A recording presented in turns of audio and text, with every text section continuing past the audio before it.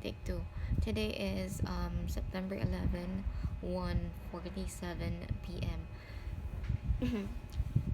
Sabi ko, September 11 today. Yeah. And it's my birthday today. Yeah.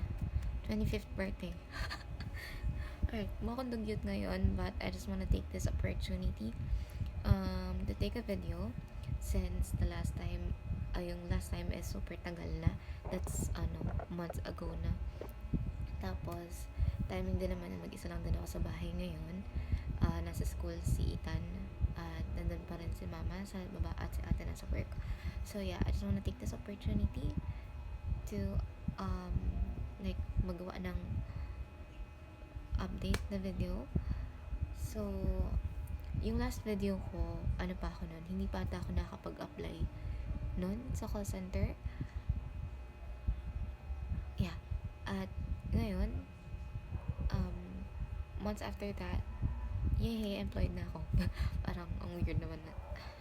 Weird. Okay. Parang feeling ko wala ako sa sarili ko ngayon. Awkward pa din mag-video. And sorry if I look dugyot.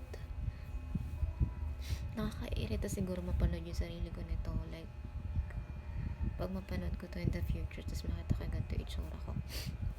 So yeah, moving back. So going back,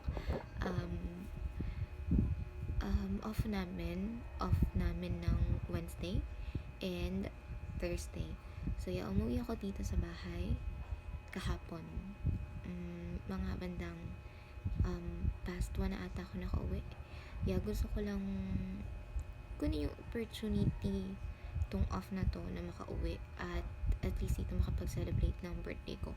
Kahit na wala namang something sa birthday ko para at least lang dito sa bahay kaysa dun sa dorm, nahihiga lang ako dun, wala man na ibang magagawa, magsa-cellphone lang. Mas okay na dito sa bahay.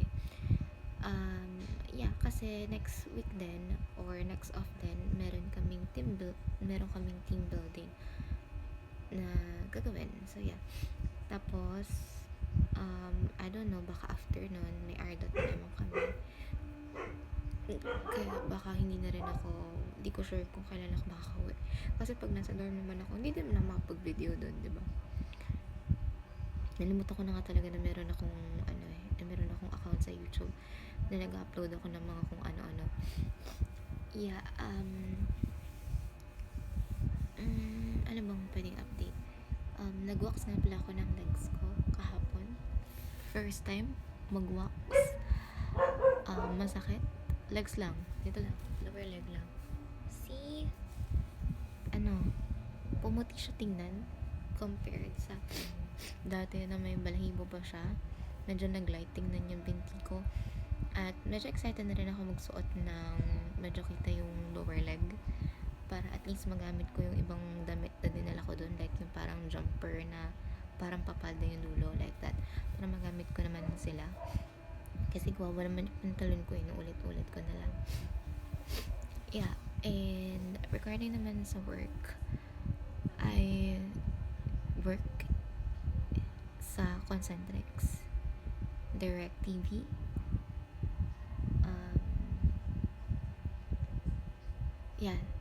DirecTV Satellite. Kumusta nga ba yung work ko? Okay lang. Medyo na-enjoy ko naman. At sayang hindi ako nakapag-update ng mga nakaraan nung mga nasa training period pa kami, nung nasa training phase pa kami.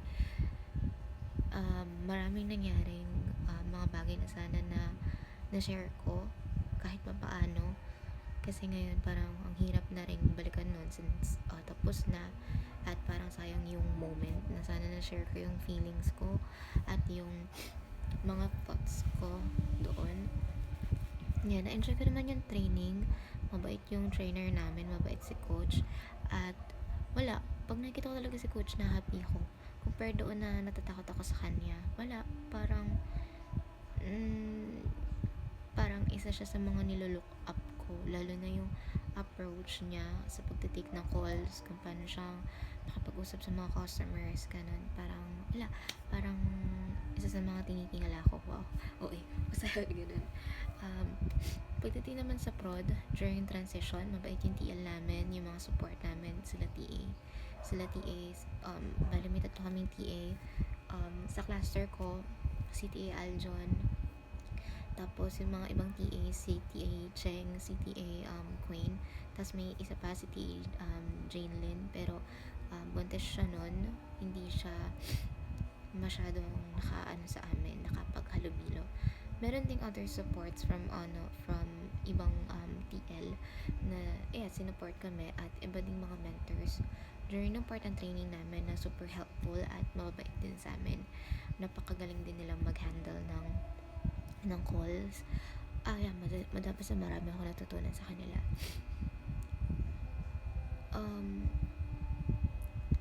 Although nag-start kami as 21 ata kami nag-start, or 22.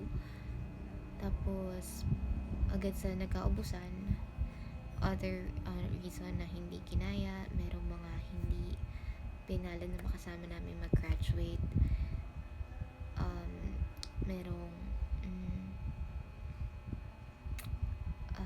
nagbago yung isip, nag-iba na field, bumalik sa ibang field na gusto nila, and ayun, ilan na lang kami natira, like 13 ata. Tapos pagdating sa good thing, lahat naman kami nakapasa naman at nakapunta sa prod. Although nakakalungkot na hindi kami kompleto, hindi kami lahat nakapasok sa prod, iniisip ko na lang na sa bagong napuntahan nila, tulad yung iba napunta sa ibang LOB, baka para talaga sa kanila yun. Yung iba tumuloy mag-aral, maganda din naman, wala namang mali dun. Basta wish ko na lang din na maging okay sila dun, at maging maganda yung kinalabasan ng napuntahan nila. At sa amin naman, since nagkahiwa-hiwalay nga kami, parang tatlong team kami nahiwalay, tapos majority pa ng wave namin ay napunta sa team na meron ako ngayon, which is kay TL Adrian. Super nice. Pati din yung coach namin, yung SME, si Coach Milka, super nice din. At sa team namin, 6 ata kami sa wave namin. Mabait, although majority mga lalaki, mga loko-loko. Super nice naman talaga. At wala akong nafe-feel bad sa kanila, kasi mababait sila, walang bully. Like sa wave namin, walang ganun. Take 3, nakakainis. Okay, take 3, pero parang video 2, dahil hindi kinaya yung storage, nag-delete na naman. Ayun, ano ba, parang going back, asan ba ako kanina? Ayun, goods naman. Mabait lahat ng mga katrabaho ko, wala akong reklamo sa kanila.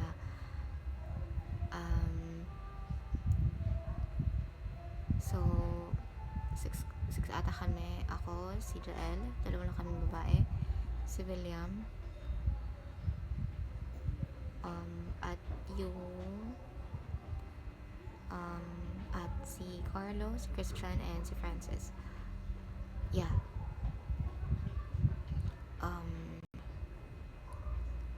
Regarding naman sa as in work, or as in sa klase ng trabaho na meron ako, so nagtitake kami ng calls,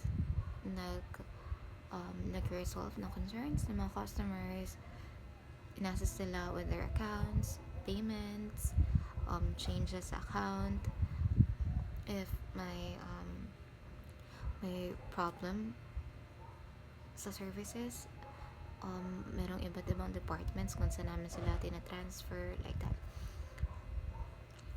Super mahirap naman talaga yung account, pero naniniwala naman ako, like tulad ng iba, na kailangan lang ng time, kailangan lang na ma-expose ka sa iba pang concerns o sa paulit-ulit na concerns para makuha mo or makuha mo kung paano mo talaga i-deliver yung resolution, kung paano yung magiging approach mo, at kung paano mo i-resolve yung concern nila o yung problems nila.